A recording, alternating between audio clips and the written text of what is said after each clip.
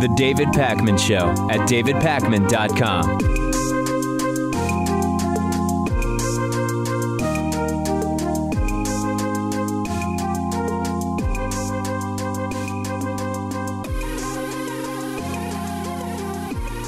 Saturday is going to be Donald Trump's 100th day in office, and at this point, I consider the theme of the Donald Trump presidency so far to be failure. There are still just a ton of government positions that he hasn't filled, just people that have not been hired that need to be hired. He obviously promised to drain the swamp. To say the very least, he's done quite the opposite, and many of the positions that he has filled have been filled by lobbyists and Wall Street billionaires. Multiple appointees and staffers have been caught lying about Russia, one of whom ended up resigning in shame as a result of it. Some of his closest advisors don't seem to really like each other, and it's causing problems internally. Mexico is obviously not going to pay for the wall. His immigration ban, his immigration Muslim majority country ban, call it what you want, has been struck down not once but twice. His attempts to replace Obamacare have been not only unsuccessful, but universally unpopular thus far. The military strikes have been an abortive disaster. I could keep going. Not much winning, to put it lightly. And as of yesterday, Donald Trump has had yet another failure under his belt. Trump has been trying to withhold funding from sanctuary cities. And I talked about this a few weeks ago, or at this point, I guess it's been a couple of months. One of the problems with the sanctuary city order from Trump, other than its obvious insanity, is that there's no formal definition of what a sanctuary city even is. Generally, we're talking about cities that don't cooperate with ICE and allow undocumented immigrants to live in peace within their communities, but there's no actual formal legal definition of what a sanctuary city is. And on Tuesday, a federal judge in San Francisco, you probably know where I'm going with this, declared that this move by the Trump administration, and a very aggressive move, is illegal, unconstitutional, in fact. The city of San Francisco and neighboring Santa Clara County, both so-called sanctuary cities for undocumented immigrants, sued the federal government after Trump's executive order of January 25, and U.S. District Court Judge William Orrick ruled in favor of these two cases. The two cases are San Francisco v. Trump and Santa Clara v. Trump. And for the time being, the decision prevents the White House from withholding money from any sanctuary cities. It doesn't only apply as of today to San Francisco and Santa Clara County. It actually applies to New York City. It applies to Los Angeles and Chicago and dozens of cities around the country. This is a total and complete shutdown, to borrow a phrase from Donald Trump, of Donald Trump's order on sanctuary cities. And the judge determined that what Trump is attempting to do with that executive order violates both the 5th and 10th Amendments to the Constitution of the United States, and that Donald Trump is effectively trying to do something that only Congress actually has the power to do. White House Chief of Staff Reince Priebus says that the decision will be appealed, and he thinks that the matter will go to the Supreme Court. Donald Trump sort of expressing similar sentiment on Twitter, saying, quote, first, the Ninth Circuit rules against the ban, referring to the immigration ban, and now it hits again on sanctuary cities, both ridiculous rulings. See you in the Supreme Court. It's not totally clear, actually, that this will go to the Supreme Court. It may, but with a lot of what Trump is doing, it's so far outside of anything that would be supported by legal precedent. The Supreme Court doesn't have to take up cases, right? The Supreme Court is actually incredibly selective in the cases that it takes up. And there's no guarantee whatsoever that the Supreme Court would look at this case if it got to that point and say, well, we think that there's really something to look at here. If it's very open and shut in Donald Trump's opposition, in other words, not in Trump's favor, the Supreme Court may well say, no, we're not going to get involved in this. And if you're Trump, if you're Trump and the justice system keeps saying what you're doing isn't okay, what you're doing is unconstitutional, what you're doing violates the law, what you're doing has no precedent, instead of just blaming everybody else, in this case, judges and courts, maybe you should reflect on what you're doing. But I know that that's obviously completely fantasy world thinking when it comes to Donald Trump and his administration. And the sanctuary city order, and that type of order, right, not specifically Trump's order, which now has been suspended, but that type of order, it causes immigrants to live in fear. Statistics have shown very overwhelmingly that undocumented immigrants are less likely to call 911 in the case of an emergency when it's possible that their immigration status will be questioned merely because they call 911. These immigration crackdown attempts by the White House are just going to exacerbate this, and this is a problem and it's bad for everybody. Another example of hypocrisy, by the way, when it comes to Republicans and states' rights, or even more local rights, as the case may be. States' rights, local rights, get the federal government out, except when we as the federal government want to tell states and municipalities what to do.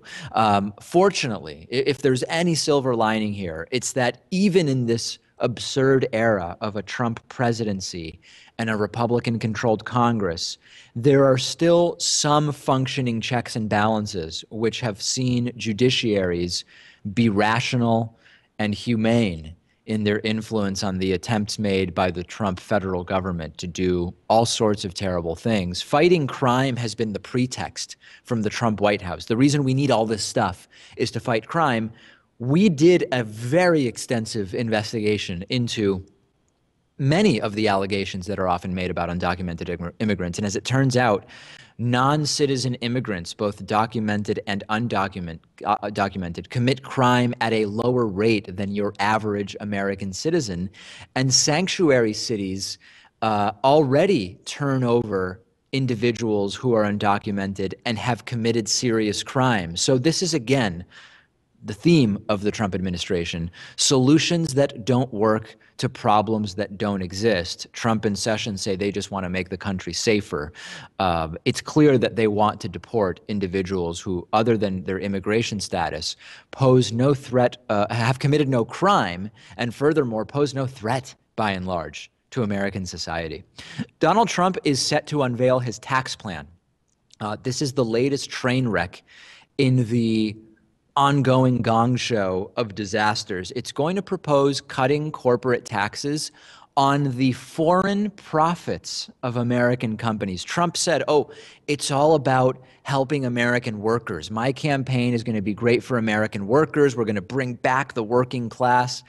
How do you help American workers if you make it so that it's more profitable for U.S. corporations to make money in other countries by reducing the taxes that they would have to pay? In addition to that, Donald Trump plans to slash the top tax rate on so-called pass-through business income from 39.6% to 15%. Oh, so this is actually something that impacts me as an individual. I think it's terrible policy. This would save me money on my taxes every year, but I think it's terrible policy. Pass-through business income is taxed on a business owner's tax return at their individual income tax rate, okay? So for example, the David Pakman Show is part of what's called an S corporation, right? And by virtue of having under some threshold of shareholders, I think it's 20 or 25, the business itself doesn't really pay taxes. So at the end of the year, our accountant comes to me and says, David, the David Pakman Show as a business owes some minimum tax. It's usually $600 or something like that. The income that the business generates passes through to the shareholders, right? So I, at the end of the year, get something called a K-1 form, which says, here's my distribution as an owner of the David Pakman Show. And when I do my personal taxes, I punch that in, and I pay taxes, income tax on that, based on my personal income tax rate, okay? So you might hear this and say, well, David, that sounds really good. It's going to help so many people because small business owners will now be able to pay only 15% on pass-through business income rather than maybe 25 or the 28% or even more if they make more income that they would pay on that pass-through income. But here's the trickery. It overwhelmingly, disproportionately helps the super rich. Once you earn more than $37,950 for the year, you're in the 25% income tax bracket, right? Once you get to $91,900 for the year in income, you're in the 28% tax bracket. So you can look at it and say, wow, that's great. Donald Trump is going to make it so that all business owners who make as little as $37,950 are going to get a tax cut. And that's true. But in terms of the dollar amount, the tax cut that your business owner making $40,000 is going to get is tiny in comparison to what the individuals at the 39.6% tax bracket, sometimes making millions upon millions of dollars per year, are going to get. In fact, an analysis has already been done. The tax break on pass-through income that Donald Trump is going to propose will disproportionately benefit the wealthiest 3% of business owners and business partners, not to mention that the people more likely to earn pass-through income are already more likely to be wealthier anyway. So your average small business sole proprietorship is pass-through income already, in the sense that there's no business entity, right? You have a plumber who just is, Joe Plumber sole proprietorship. They're completely unaffected by this, in that they will continue to pay income tax at their prevailing income tax rate. So how is this all going to be paid for, by the way? Because we know that these tax cuts disproportionately for the rich increase the budget deficit. Well, the Tax Policy Center's analysis says that this plan would cause a loss of $2.4 trillion in government revenue over 10 years. And there is no indication that enough loopholes are closed or that you are cutting enough to make this balance out. And it is, we're hearing from the Treasury Secretary, Stephen Mnuchin, that this is going to pay for itself. Until we see evidence of that, don't believe it for a second, because these tax cuts for the rich rarely, if ever, pay for themselves. And this is yet another, Trump will benefit from this, his buddies will benefit from this, and some small business owners, true small business owners, will slightly benefit from it. But this is not the boon to the average worker that Donald Trump promised. Send me your thoughts on this, okay? I'm on Twitter at @dpacman, and the show is on Twitter at David Pakman Show. I know people have been waiting for me to comment on this, and my comments are, this is the exact opposite of what Trump promised. It is the exact thing we assumed Trump would do with the tax code at his earliest possible opportunity. The David Pakman Show at davidpakman.com.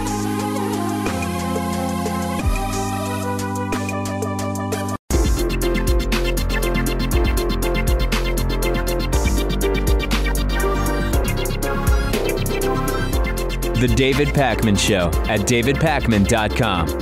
Thanks again for joining me. I am coming to you from Las Vegas, Nevada today. More about what I'm doing here and the conference and Vegas stories on today's bonus show. And speaking of which, today's new member of the day is Teresa Kuo.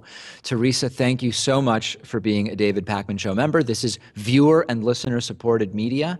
That is not an exaggeration, especially in the wake of the YouTube advertiser boycott. You can join Teresa and sign up for membership at davidpakman.com/membership. The coupon code IVoted17 is available. You can, of course, make a pledge at patreon.com/davidpakman show. Just throw in $1 or $2 per month to support the work that we do. And if you ever shop on Amazon.com, stop by davidpakman.com/Amazon before you shop, and that will send us a little kickback for every single thing that you buy on Amazon. All right, it's been a while since we've done Hatriot Mail because of the vacation and the Ben Dixon guest hosting schedule and so on and so forth. But finally, today from Las Vegas, it is time to get back to Hatriot Mail.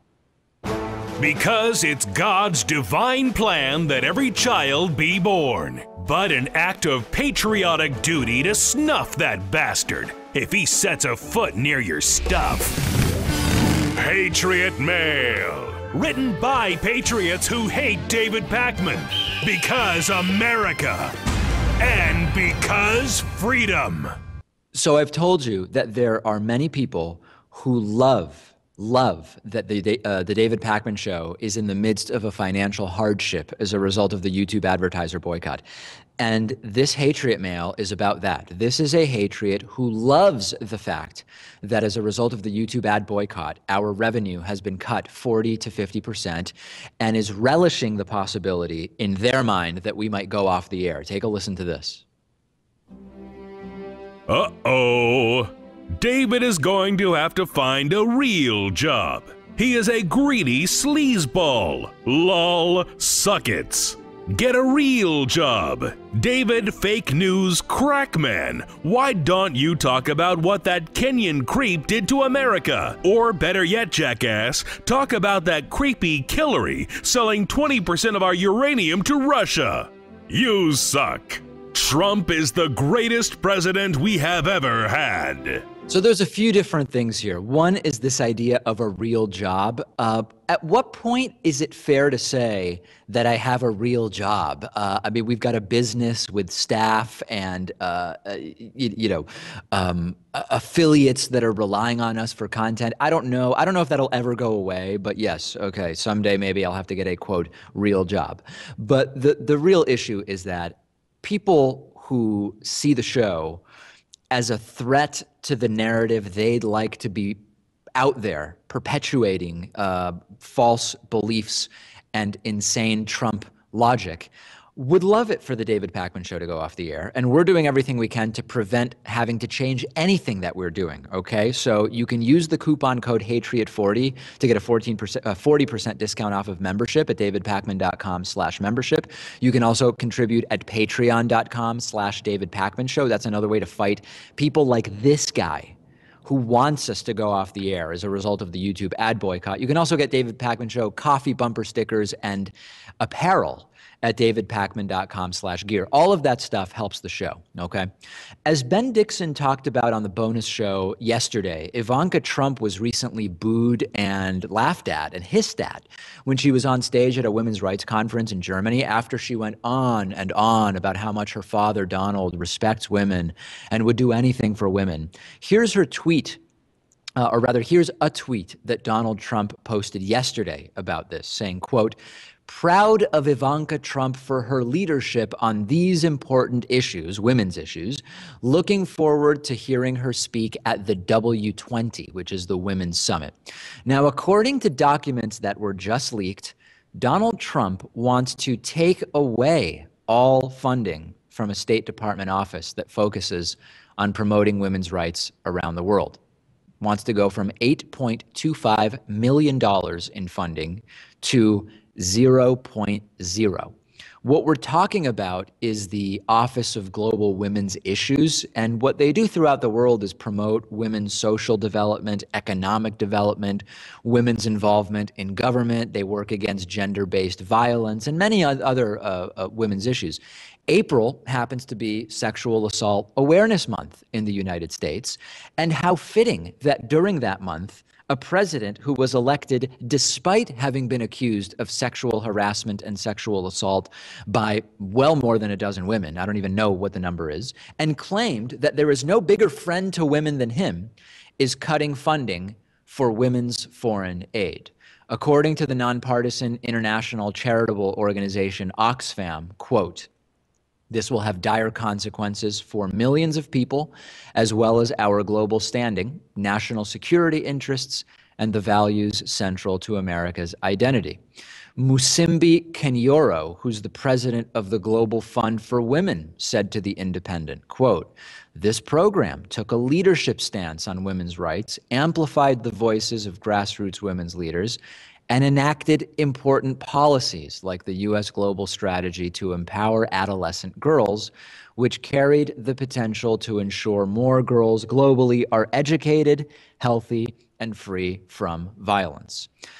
My biggest problem with this, other than the obvious insanity of Donald Trump claiming to be a friend to women and cutting funding, claiming that he respects women more than anyone, yet he's been accused by more than a dozen women of sexually harassing women, is that we're talking about almost no money when it comes to what the government spends. $8 million is just nothing. I mean, it is nothing. Think about what the Syrian airstrikes cost us, which accomplish nothing. Think about what the mother of all bombs cost. $8 million. I mean, it is just not even worth Trump thinking about whether to defund this. Hillary Clinton championed this State Department program as Secretary of State and as a presidential candidate. This is not Donald Trump's first move as president to regress the improvement of women's lives around the world. You'll remember that in January, Trump cut off all federal funding to non-governmental medical organizations overseas that provide abortion services, which is yet another decision that acutely and disproportionately hurts women. The same month, the Women's March against Donald Trump was the largest protest in American history. And there's one other note I think that's important here that people should take note of. If you refuse to vote for Hillary Clinton, at least partially because you thought there would be no difference between Donald Trump and Hillary Clinton, yet again we are seeing what would be significant differences between Donald Trump and Hillary Clinton. The leaked documents where we learned about Trump cutting this funding also show that Trump wants to cut other State Department programs, including the Bureau for Food Security, which is probably going to lose its entire budget, the Bureau of Oceans and International Environmental and Scientific Affairs, losing 95% of this budget, of their budget. That sounds dangerously like an organization that might know a little bit about climate science. We certainly don't want to give them any money. So very scary stuff that we're seeing. This is money that actually does things that Donald Trump is just slashing. Jeff Sessions is the American Attorney General, sort of the chief law enforcement officer, the chief lawyer of the United States government. He seems confused about how the United States legal system works, or maybe he just doesn't really like the state of Hawaii. Sessions said last week that he is, quote, amazed that a judge, quote, on an island in the Pacific was able to block Donald Trump's majority Muslim country immigration ban. Check it out. We are confident that the president will prevail on a appeal, and particularly in the Supreme Court, if not the Ninth Circuit. So this is a huge matter. I really am amazed that a judge sitting on an island in the Pacific can issue an order that stops the President of the United States from what appears to be clearly his statutory and constitutional powers. So if you haven't heard this story, you're probably thinking, oh, some island on the Pacific, there must be some foreign country in the Pacific that's interfering with our legal system. Is Fiji? Is Fiji interfering? Is it the Federated States of Micronesia? No. The judge that Jeff Sessions was referring to is U.S. District Judge Derek Watson, an American federal judge, and the obscure and outlandish island in the Pacific that Jeff Sessions was referring to is called Hawaii, which, according to my research, is a state in the United States of America. Last month, Judge Watson was the judge who struck down Trump's second attempt at a majority Muslim country immigration ban, and now Jeff Sessions is taking it out on Hawaii. U.S. Senator from Hawaii, Mazie Hirono, tweeted, quote, "Hey, Jeff Sessions, the island in the Pacific has been the 50th state for going on 58 years, and we won't succumb to your dog whistle politics." Hawaii Senator Brian Schatz tweeted, "Mr. Attorney General, you voted for that judge, and that island is called Oahu. It's my home. Have some respect." When someone like Donald Trump says something ignorant about the courts, it's bad. It's really, really bad. But that's one thing. Trump is, as we know, not a lawyer. But here we have the most senior lawyer in the government of the United States showing open and unabashed disdain, either for the federal court system or for Hawaii, where he says maybe what he means is Hawaii is just not really a state because they're out there in the Pacific Ocean. I don't know whether it's disdain for the court system or for Hawaii, but the Attorney General is supposed to be reverent toward and fastened to the judicial branch of government. What he's saying is disturbing. And I'm afraid to say that not only does Jeff Sessions have a long history of this sort of disrespect of the law, but he also has a history of making racist remarks. So it's not entirely surprising that this is coming from Jeff Sessions. Maybe it's something about native Hawaiians that he has a problem with. I don't know, but none of it is making sense. If this ruling had come from a U.S. district court from southern Florida, for example, would Jeff Sessions have said, oh, I'm amazed that a judge from a peninsula between the Gulf of Mexico and the Atlantic Ocean is able to make this decision?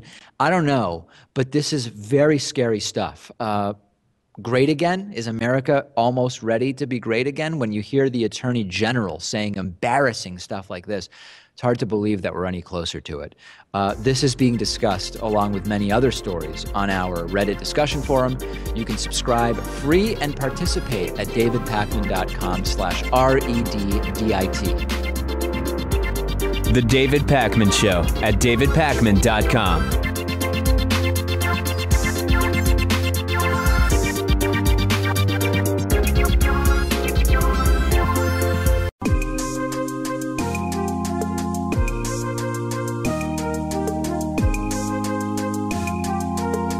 Welcome back to the David Pakman Show.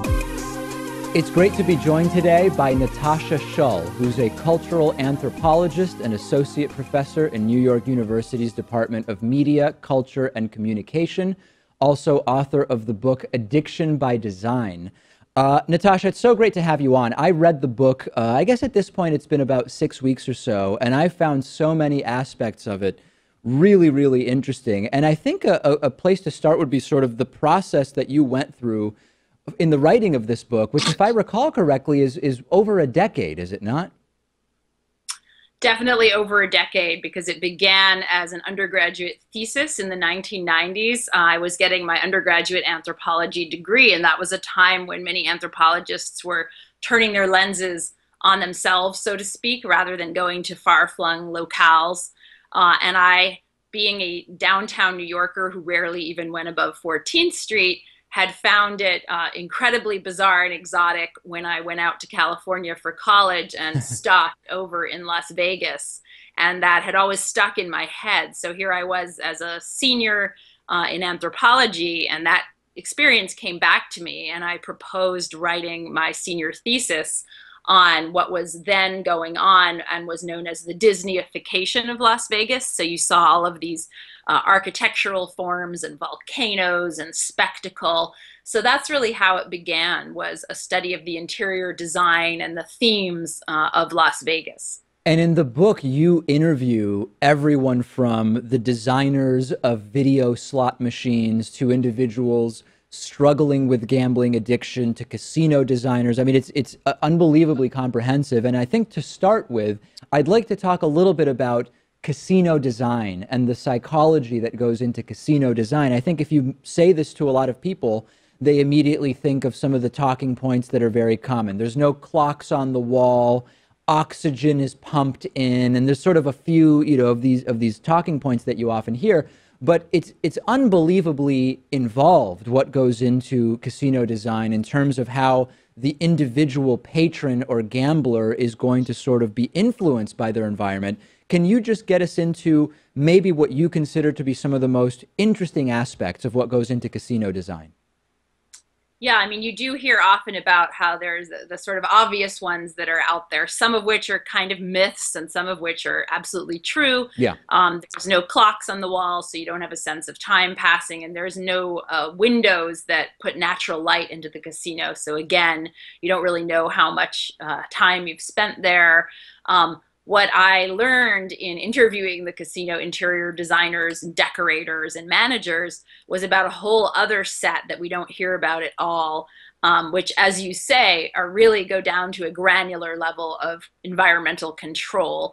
Sometimes this is known in the industry as casino atmospherics. And everything from manipulating the sound decibels,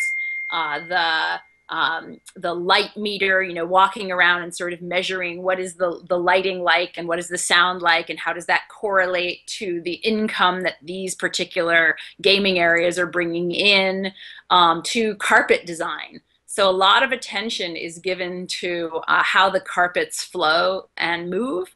One really interesting example is that you try to never have a right angle in a carpet.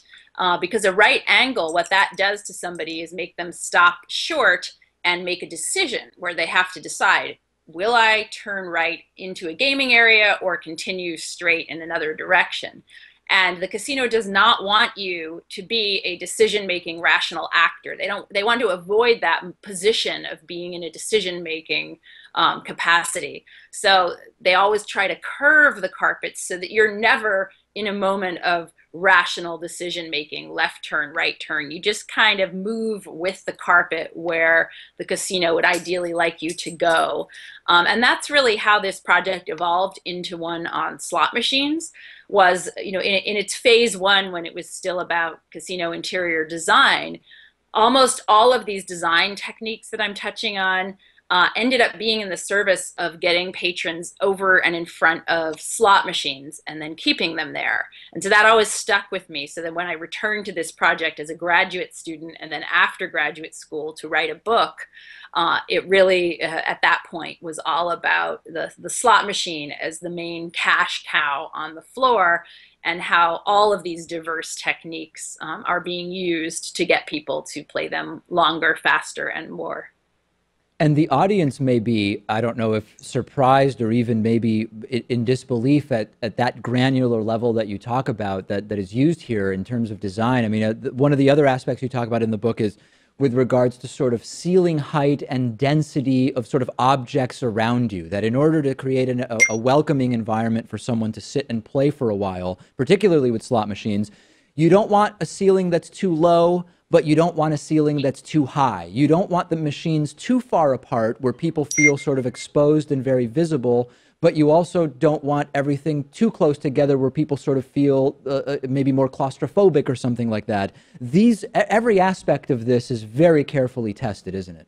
Absolutely. And what was really interesting for me is that wasn't just about getting people to flow in certain ways around the casino, but once they are sitting down at a slot machine, how do you keep them there? And the interior designers talk about creating these private playing worlds where you can get lost and absorbed and, again, lose track of time and space and even a sense of who you are in the world, a sense of self. And the gamblers talked about this also. They talked about going into this kind of zone.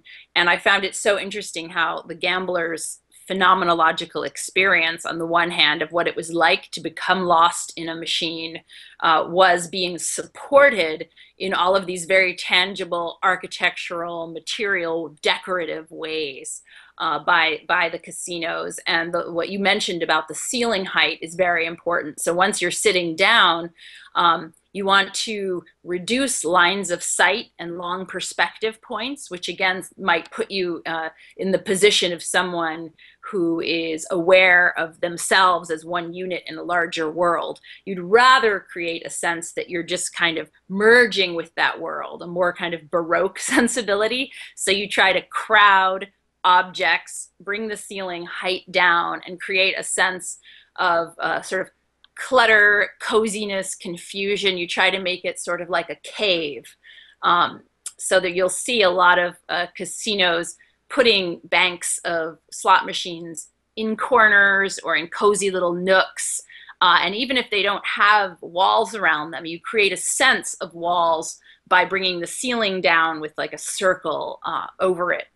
So it's almost like the eye will extend the lines down to the floor, and you have a sense of what the casinos call perceptual shelter, in which you can then get lost in these devices.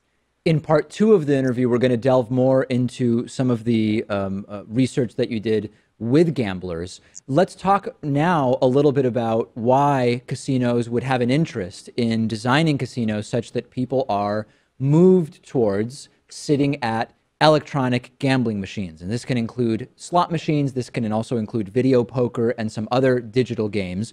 Why is it that casinos have an interest in encouraging these comfortable situations for those particular games versus, hey, let's get people sitting at poker tables, for example?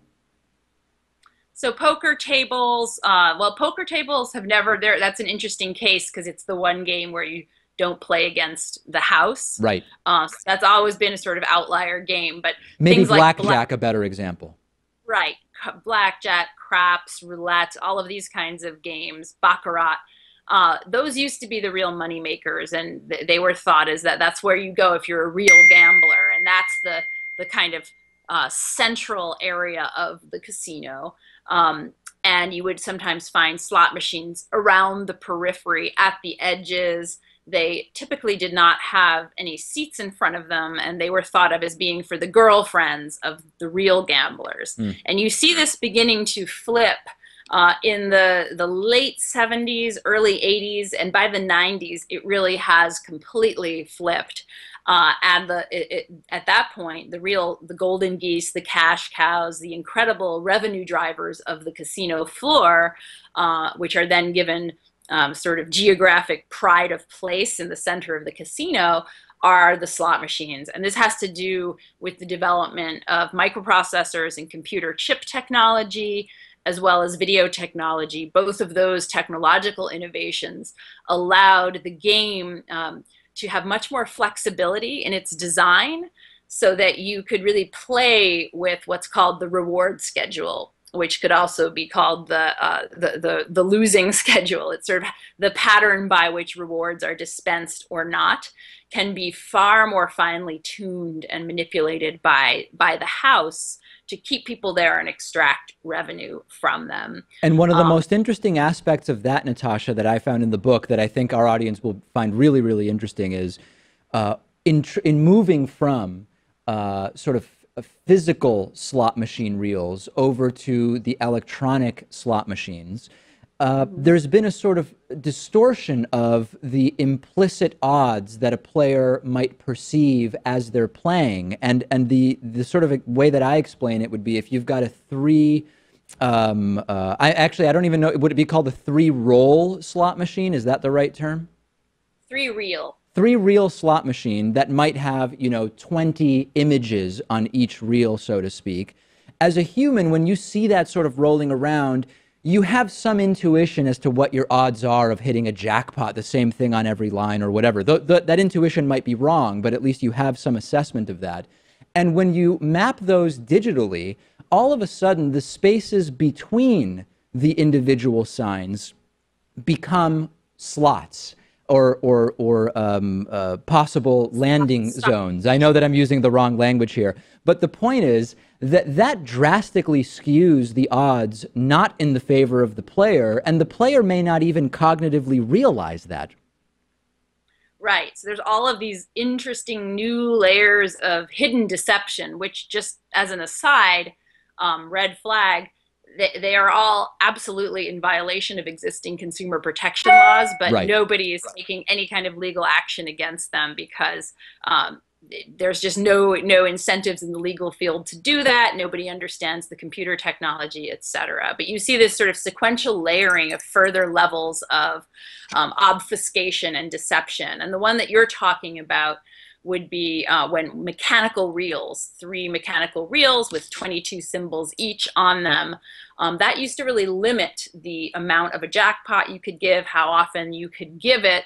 And that's when you didn't really want people hanging out for a long period in front of the slot machines. Once you started to be able to manipulate that through what's called the virtual reel, so you would still see rolling in front of you these 3 reels with 22 stops each. And if you're interacting with that over days and weeks and sometimes even years for regular gamblers, you do get a kind of intuitive sense, even if you're not conscious of it, of what the odds are, because the odds are directly correlated to the symbols that you are being shown, that are being presented to you on the reels. That link between perception, what you see, and what the odds actually are was completely severed by the introduction of virtual reels. Because if you imagine that inside the casino on the chip is a whole other reel, which may have, instead of 22 stops per reel, 100 or more. And on those reels, you can kind of weight them so that the blank spots in between symbols, maybe often right above and below the winning symbols, are going to be keyed to be hit far more often than the actual symbols. So there's this whole sort of invisible reel that's spinning inside the machine. An easy way to think about it, we all know what loading the dice is. You actually physically take some kind of metal and you load the dice so that it's going to end up on certain numbers rather than others. This is a digital way of loading the device. You're using an algorithm and programming to weight these blank spots and really control the odds. And people are completely unaware of this. So they're still interacting with the same three reels, but those aren't really the reels that are determining the outcomes of the game.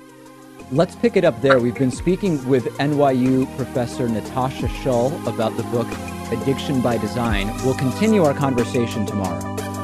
The David Pakman Show at davidpakman.com.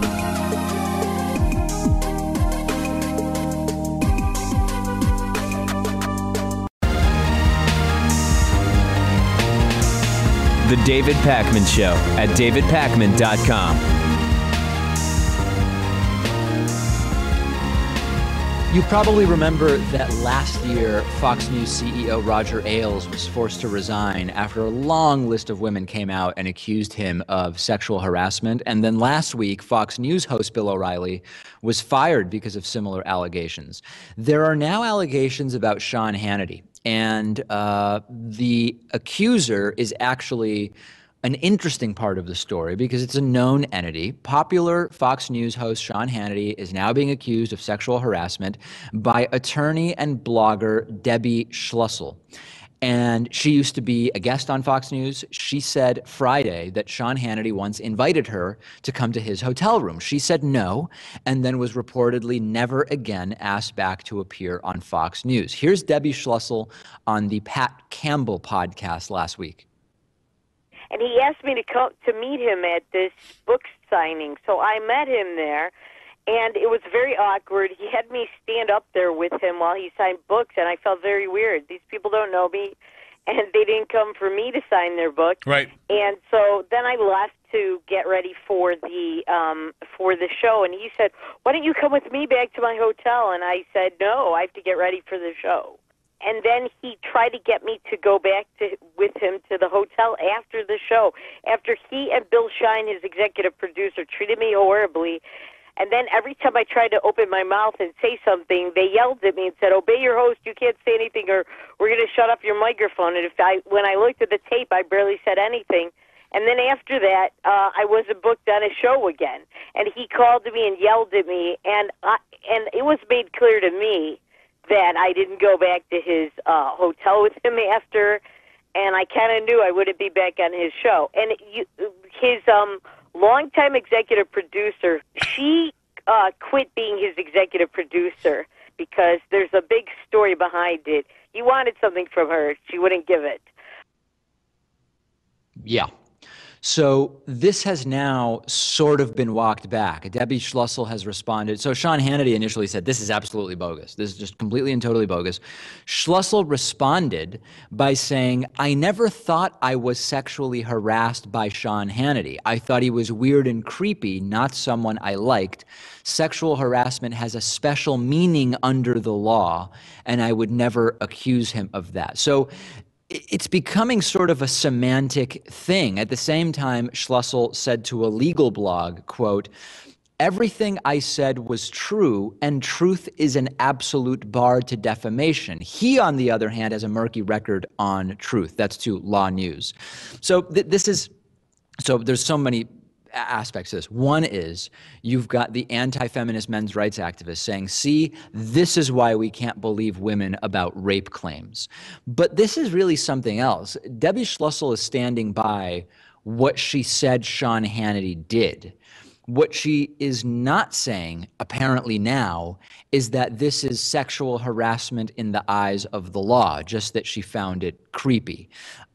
If more women come out and accuse Sean Hannity of sexual harassment to the point where it seems to be a pattern, I think that this will blow up. I think as it currently stands, this is probably going to end up being much ado about nothing with regard to Sean Hannity's role at Fox News. Broadly, it doesn't seem as though Fox News is exactly a safe haven for women or a place where women can be completely comfortable knowing that this type of behavior wouldn't be allowed. But as far as the specifics of this, she's told her, she's made the assertions about what took place, and she is now saying that she stands by everything that she said took place, but that she did not call it sexual harassment in the eyes of the law. So will this take Sean Hannity down? No, I don't believe this will take Sean Hannity down. If this explodes into something else of the Bill O'Reilly or Bill Cosby sort of category, then I think we'll revisit it and see what new evidence is presented. But I think this is probably going to go away. What doesn't seem to be going away is that it isn't just sexual harassment, but also racial incidents at Fox News. Fox News is now being sued, in fact, by 9 black employees for racial discrimination. 2 black employees were already suing Fox News because of alleged racist comments and actions by Fox News controller Judy Slater and accounting director Tammy Effinger. Slater was fired last month after an initial investigation. Effinger has yet to be removed. 7 new Fox News employees have also joined the lawsuit now, which alleges that these 2 women subjected black employees to racial insults for years and that their superiors did little about it. Allegedly, Slater would call black men wife beaters and say that black people want to harm white people. It also alleges that Slater forced black and white female employees to fight and to arm wrestle each other to see which race would win. I mean, these are seriously bizarre allegations and indicative of very significant depravity, if true. And the suit says that the other woman, Effinger, would just stand back and laugh as all of this was going on. Allegedly and completely unsurprisingly, this would all take place outside of Roger Ailes' office when he was still employed at Fox News. The suit says that Effinger would often brag about wanting to fight a black employee. These people being accused aren't even political commentators. We're talking about like the accounting department at Fox News. And a lot of people in our audience don't like Fox News editorially or for propagandistic reasons, but it increasingly appears that the network is toxic on many and bizarre levels that we didn't previously understand. The image of the channel is completely deteriorating. I read a report yesterday on the way here to the conference in Las Vegas, that morale is just very low at Fox News, that some of the top executives are not attending as regularly as they once were, like they're just kind of missing in action.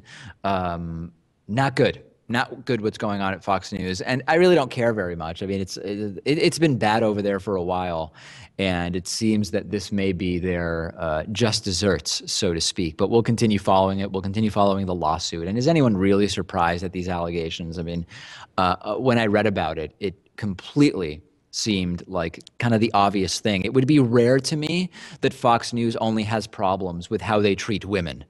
That I would be very, very surprised if it was limited to that. Okay, we've got a couple voicemails to play for you. The voicemail number is 219-2-DAVID-P. You can call in any time of day. We have first a voicemail. The theme is they're both related to me having been away on vacation last week. The first one is from a regular and very conspiratorial and sort of anti-Semitic conspiracy caller, okay? And he had an idea about Ben Dixon and why Ben was selected to fill in for me. Take a listen to this. Yeah, David, that was clever, putting a black person as a show host. Real clever. But that doesn't distinguish your purpose. It doesn't cover the purpose of trying to give the impression that you're liberal. You're a Zionist, you're a racist, you're about apartheid, and that's why you won't go after that topic. You stay away from that topic. And I've been watching you for a while. You do everything other than that. You stay away from that topic, and I understand why. You know that the Israeli government and its lackeys are watching. And like I keep telling you, whenever you need some money, all you got to do is keep doing what you're doing. And the Islamic corporation that you call Israel will make sure you get as much money as you need. Remember, they're using taxpayers' money from all over the world. So you can get all the money you want. Yeah. Yeah. When is the money going to come in? You would think now that we're in a financial hardship because of the YouTube ad boycott. You'd think the money would be pouring in, but of course it's not. Yes, Ben Dixon was handpicked because he's black to distract from my position on the Israeli-Palestinian conflict. Okay, and then the Eggman also checking in. He's glad we're back. Hi, Dave. Welcome back. How come when you say the New York Times, you don't say failing New York Times? Glad you're back, brother. Shalom. Yeah, I'm still referring to the New York Times as just the New York Times. I've not adopted Donald Trump's phraseology of the failing New York Times. Maybe someday if it actually starts failing. Great bonus show today. Driverless cars are learning from traffic in the video game Grand Theft Auto. Google says it's on track to definitively prove that it has a quantum computer within a few months. And I've got stories from here in Las Vegas for you. davidpakman.com/membership to sign up and get instant access to the bonus show. Patreon.com/DavidPakman Show to contribute to our Patreon fundraiser. We will speak to you on the bonus show next.